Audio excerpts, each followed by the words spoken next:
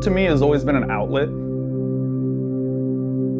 Just a way I kind of get out of my own head or get away from the things that are going on in life. You wake up and you need an outlet. You need somewhere for your brain to get rid of its toxic, either thoughts or feelings or anxiousness or doubts. I think human beings are the only animal on the planet that can turn an anthill into a mountain just by thinking. Like, we can turn things that are minute problems into huge, huge issues for no reason, just because we're thinking about it.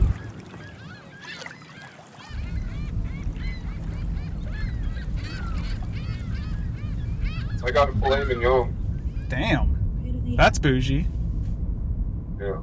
Hold on, a filet eggs Benedict? I had eggs and Benedict for breakfast. Eggs and Benedict? Eggs and Benedict. What is eggs and Benedict? It's eggs that have Benedict with them. Or is it eggs that have been Benedicted? Yeah. Yeah.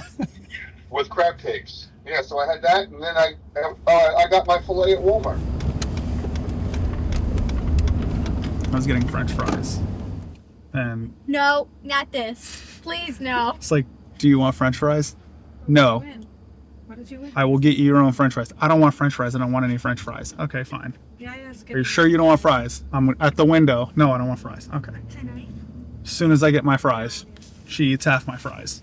I ate 3. 3, bro. That's not half of a Chick-fil-A French fry. Didn't want her own fries. Wanted my fries just because they're my fries. Have kids, they said. Where's JJ and Sissy? JJ and Sissy. I've kind of always grown up here. I've never really left Volusia or Flagler County. I was born in Pearson, grew up in DeLand. My dad lived in Flagler Beach. I don't picture myself anywhere else. I'm not like that. I don't yearn for anything else. I feel like I have what I have here because the cool part about where we are is, I'm a few miles from the beach and the ocean and the inlets. And I'm also a few miles from the saltwater intracoastal area where we have the flats and some mangroves and some spartina. But then I'm also really close to your really old Florida freshwater, St. John's River, just the roots of Florida. Those are the places that kind of make me comfortable, make me feel at home, and kind of make me feel relaxed. I worked almost 10 years in a locked inpatient psychiatric unit. That was definitely an eye-opening experience, seeing people go through mental illness and go through traumatic parts of their life, and then have to be in a hospital for it. Not long after that, near where my daughter was born, I needed a job closer to home. Found a full-time spot in the emergency room, and I worked emergency for almost 4 years there. And then that finally got me to a point to where I was able to kind of jump ship and do my artwork full time, because I was painting, doing the portrait stuff, and doing the ER at the same time. And finally I got to a point to where the portrait work booked up to where I could jump ship. I knew I wasn't going to go to nursing school at that point. I wasn't invested in it. I wasn't happy with what I was doing. I was doing it because I needed to.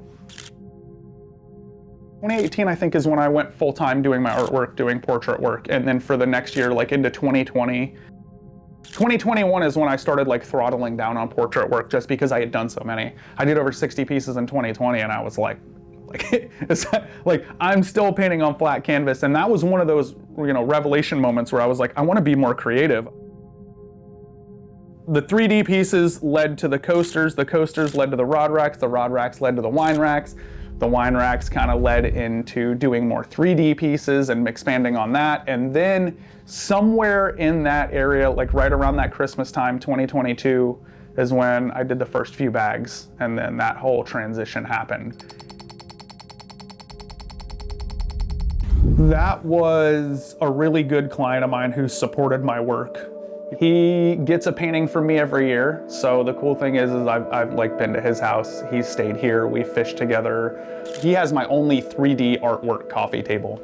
He's got coaster sets. He's got some of my flounder boards. He's got bluefin and yellowfin tuna rod racks in his garage that I all built and hand painted that hold all of his offshore stuff. He called me one day and he's like, hey, I've got a Yeti backpack. Are you interested in painting it?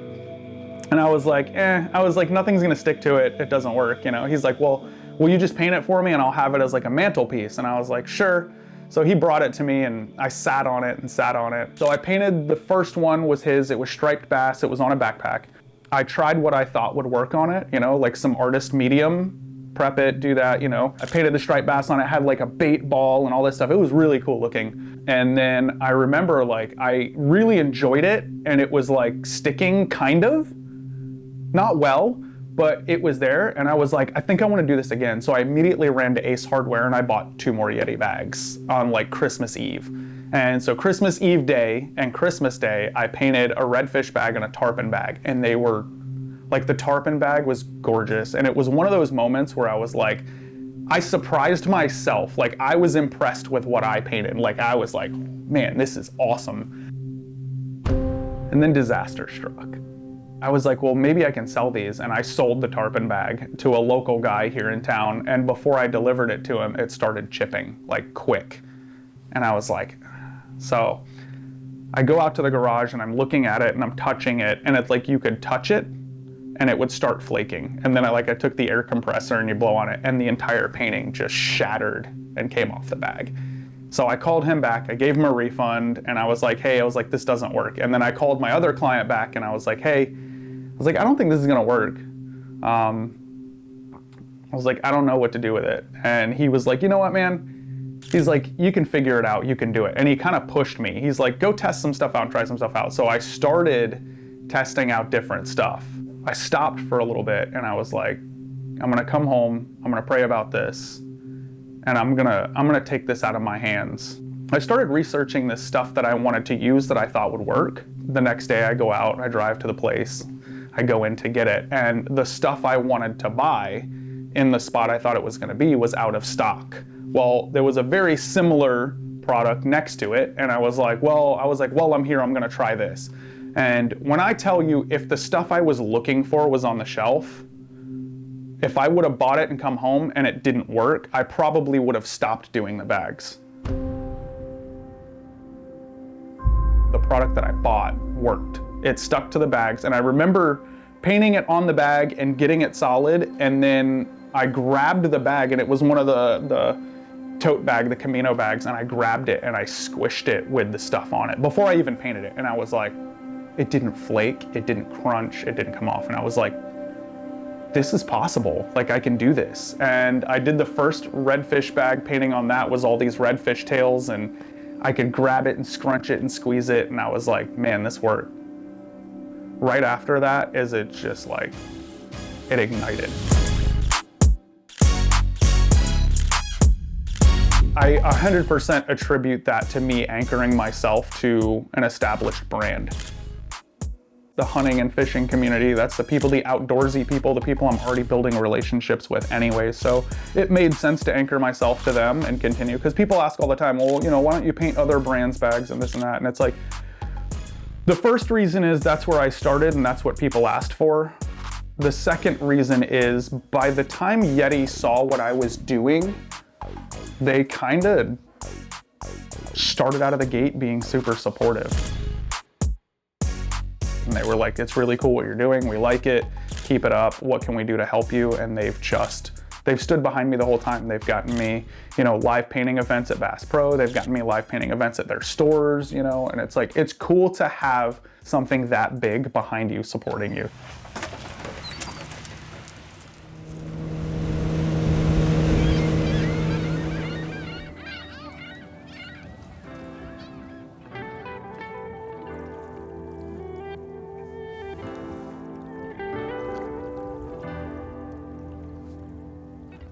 Is that one right? Is that a group right in front of you? Yep. Okay. He's just chilling out right next to us. Yep.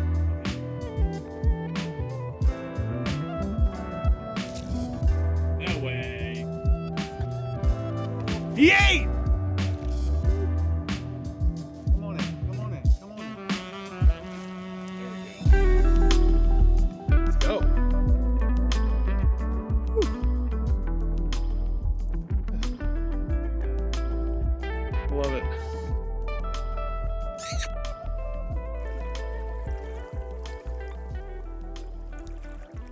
Fishing was something I just always grew up with, so it never seemed like an outlet to me. It was just something I enjoyed doing and I did. It was like any other hobby. But then fly fishing became kind of an obsession. You can kind of get lost in it. It gets really intricate. Like, the fishing's great. It's intricate, it's fun, it's in depth, it's tough. But 9 times out of 10, it's the person you're fishing with and communicating with that makes the day versus what you caught. My wife's the smarter one of the two of us, and she brings a lot of light in my life. She brings a lot of revelation to me and opening my eyes to my faith, opening my eyes to the way I live my life, and things like that. And we had this conversation, and somebody posted it somewhere, somehow, some way, but we got the conversation on to the point of everyone wants a village, but nobody wants to be a villager. And that's kind of where it balances out. And it's like, once you start becoming a villager, you start to realize who else is too. And that goes back to being a servant. I mean, when you think about it, if you have a servant's heart, you start recognizing other people that have servants' hearts or wanting to be villagers, and you click with them, and that's how your village grows. That's what's pulled me through with my artwork over the past few years, is like, the artwork's helped me get out of my head, and it's introduced me to some amazing people, and those amazing people have then become villagers in my life and mine and theirs. I look at it like this. I've been blessed to have the schedule that I have. I wake up every day and I decide whether I'm gonna fish or I'm gonna paint or I'm gonna do whatever the hell I wanna do. So with that blessing comes a responsibility, and I have a village of people around me who have supported me to get where I am and do what I'm doing and the availability that I have. So with that extra availability and free time, I almost feel responsible to, when someone calls and asks me for help, I have the ability to stop. I don't have to call out of work. I don't have to dramatically move things around in my day. I can stop what I'm doing right now and I can come back and paint later. And in order to keep my blessing and to keep my functionality and my availability, I find it a responsibility to drop what I'm doing and help people in their time of need because I can. So the 4th bedroom in our house was always my studio. And it's cool to see like the difference, because when we first had it, like, it comes right off the kitchen. It's that little room right there, you know? And I was painting in there, and it was cool because it was just us. It was just me and my wife at the time. So that room, we had no floors in, and I painted the floors and like splatter painted them, and it was cool. I had like a futon in there, and I had these 2 big speakers and like a head unit, like, you know, you'd see from like the 90s. And I would just jam out. Like, I would turn that all the way up and just get lost in it. And it was fun. And it was like my first space where it was like, it felt like a studio, you know, but it was our 4th bedroom in our house. She kind of finessed me out nicely to the garage. And she's like, well, what if we, you know, it's a bigger space. What if we get you out there and like, you can have this and you can have that. And so one weekend we ripped the garage apart, took everything out, and we transitioned that into like my woodworking studio. So for a good solid 2 years, like, I worked in the garage, whether it was hot, whether it was cold, whether it was whatever it was, man, I was out there. And that was such a cool space for me. And then I bought the CNC machine.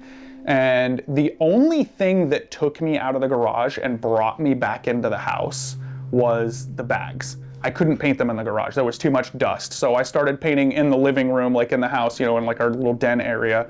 And then at some point I was like, hey, I really need like half of my studio back. So we split the studio. So she like had her work area and her workout stuff, and I had 10 by 7, you know, my prison cell over there. It wasn't a prison cell, it was a really nice little space. But I got a ton of work done there. And so far I've painted over 200 and something Yeti bags in that room. That space got cramped pretty quick within 2 years. And I was like, I need my studio back. And I wasn't gonna take it away from her. So her and I started talking, you know, do we rent a space, you know, out there somewhere? Do I get like a storage unit and paint in there, or do I do this? And finally we came across and we were like, maybe we'll just get a shed. You know, we'll get a shed, we'll set it up as a dedicated studio space. And it clicked and it finally made sense. So the cool thing about this shed, and I want to take pride in this, is the fact that We did this all on our own. Like, we put the walls up in here. We built everything out the way it is, and I didn't have to go in debt to do it. Like, this is all paid for through my artwork and the people who've supported me. So this is a zero burden to me, and this is an amazing creative space that my supporters have helped me earn. Does this feel like success to you? That's a really, really, really hard question to answer, because I think from the outside and the way people view me and the way I display myself on social media or the way I interact with people may look extremely successful. But personally, looking at myself, I see a level of success. I see a level of pride in my work. I see a level, like, I know I'm at a certain level to where I should feel successful and proud. But at the same time, like, I'm human, like, I'm still nobody. I'm not on a pedestal, like, I'm just Travis. You can put that on, it'll look good on you. One of the things I've done to kind of say thank you to people is, thank you for following my work. I want you to put my work on a pedestal. I want you to admire my work. I want you to admire the things I do. I don't want you to admire me.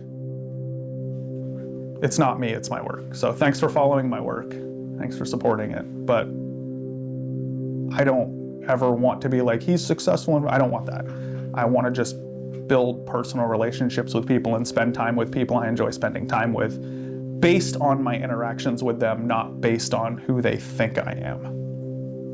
Because I'm not as cool as you think I am. I'm kind of boring.